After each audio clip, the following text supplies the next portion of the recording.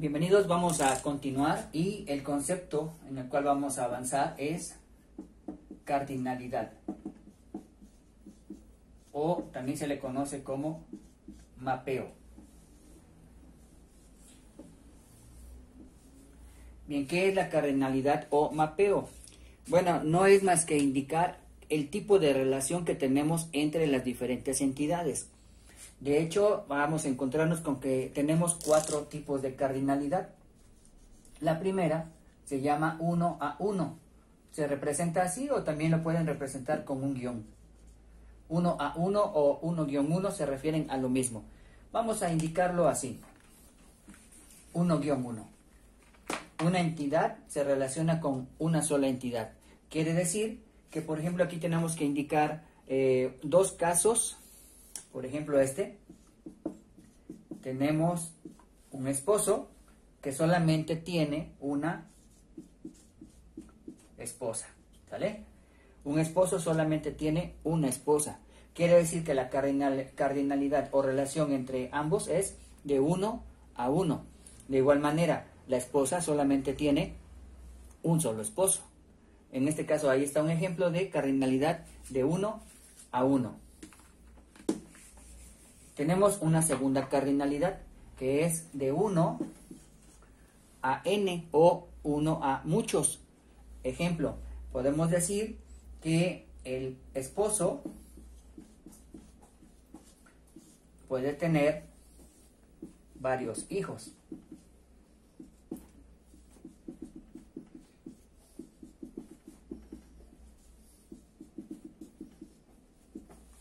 Ahí está un ejemplo de 1 a n. Un esposo o un papá o una mamá puede tener, no uno, puede tener hasta varios hijos, de 1 a n.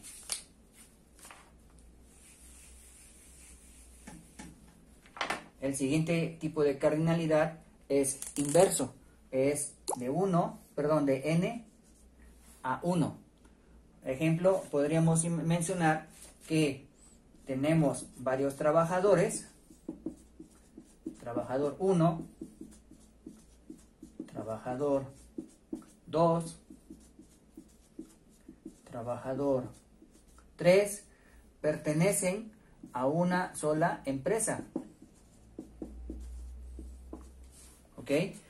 Tenemos ahí este caso, bastantes trabajadores que solamente están trabajando en una sola empresa, de n a 1.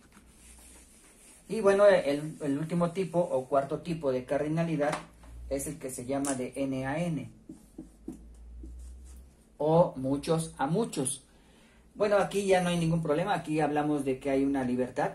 Ejemplo, podemos mencionar que el trabajador 1, el trabajador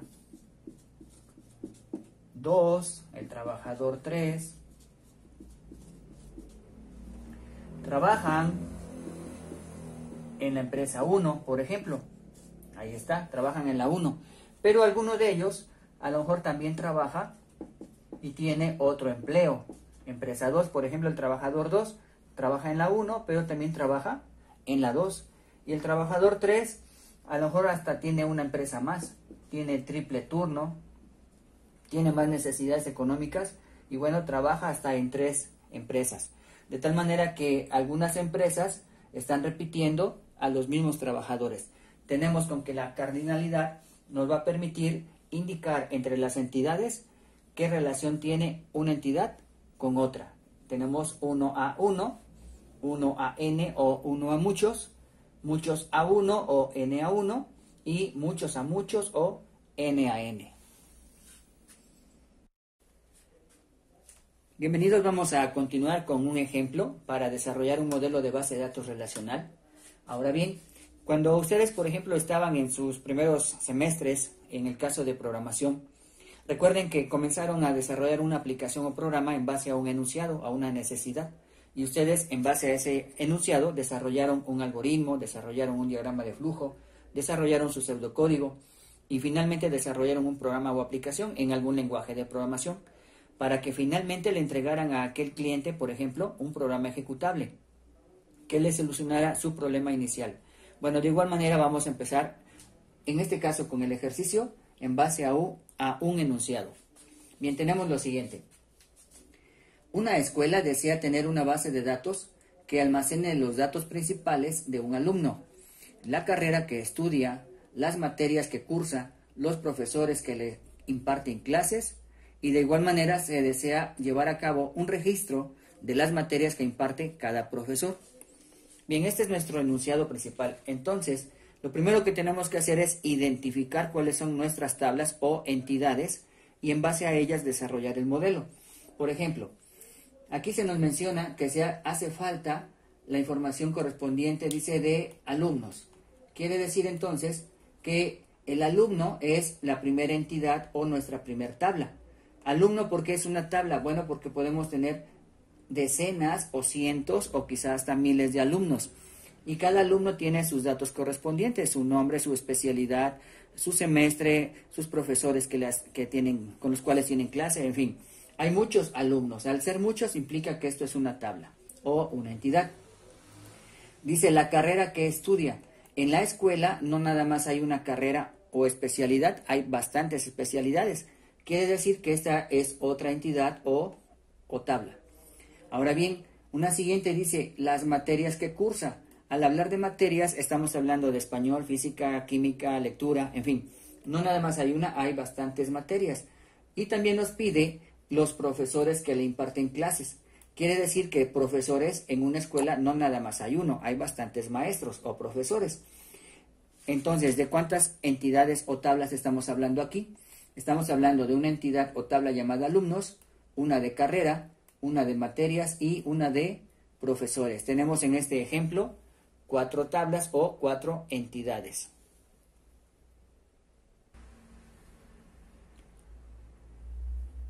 Bien, continuando entonces, tenemos ya una representación de cómo pueden quedar nuestras entidades. Vean bien, tenemos en primer lugar aquí en la parte media la entidad llamada alumno. Esta primera entidad o tabla llamada alumno, observen que tiene un primer campo llamado matrícula del alumno y tiene un símbolo de un óvalo, perdón, se me fue la palabra, de un óvalo, en este caso relleno. Ese símbolo implica que esta es mi clave o llave primaria, matrícula del alumno.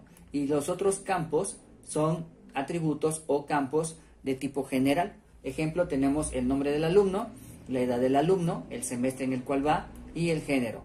Acá tenemos un ejemplo con 5 campos o 5 atributos. Uno de ellos es mi campo primario o llave primaria y hay 4 atributos o campos que son de tipo general. Recuerden ustedes que para yo representarlo, tenemos con que esto en sí es una tabla. ¿Sale? Ahí tenemos una tablita en donde el primer campo es matrícula del alumno, el segundo campo es nombre del alumno, el tercero es edad del alumno, después semestre y viene uno más que es el género. Entonces tenemos ahí la representación de una tabla ahora en un modelo. Entonces aquí tenemos en nuestra tablita a lo mejor 10 personas, 10 registros, ahí están almacenados, pero la manera de representarlos dentro del modelo entidad-relación es en base a esta simbología que tenemos aquí. Bien, ya tenemos la primera entidad. Ahora también tenemos en nuestra necesidad el manejo de, por ejemplo, lo que son las materias. Aquí en las materias tenemos como campo primario la clave de la materia, ¿sí? O nuestra llave primaria. Tenemos el nombre de la materia y el número de créditos que se le asigna a cada uno de ellos. Tenemos también la representación de la entidad llamada carrera.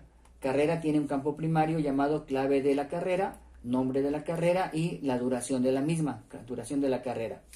Y en el caso de los profesores tienen igual un campo primario que es clave del profesor, un nombre del profesor, dirección del profesor y un horario. Ahora bien, cuando ustedes desarrollen un modelo, tienen que ver la manera de acomodar sus entidades, puesto que va a haber líneas que nos van a conectar una y otra.